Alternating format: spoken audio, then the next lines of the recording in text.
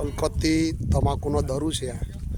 એમાં વાતાવરણમાં પલટો આવી ગયો, વરસાદ પડી ગયો, માવઠું પડ્યું છે 10મા મહિનામાં.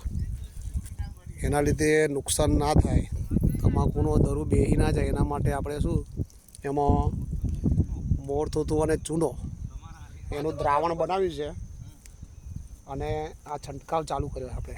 દરું અત્યારે જુઓ તમે 2 પાંદડી છે, 4 પાંદડી થઈ ગઈ દરુની.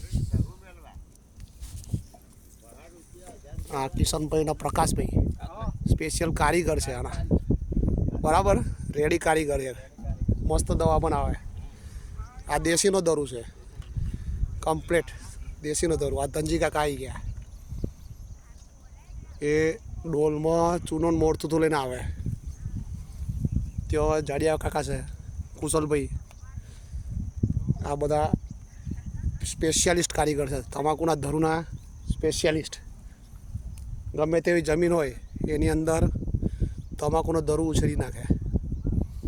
આનાથી દરુમાં જે કોવારો ફૂગ આવે એ નિયંત્રણ થઈ જાય છે અને દરુના મૂળનો ખૂબ સારો વિકાસ થાય, મૂળમાં જથ્થો વધે.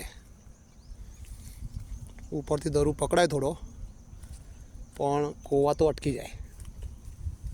જુઓ તમે, આ રીતે એને છૂટ પાવાનું હોય છે.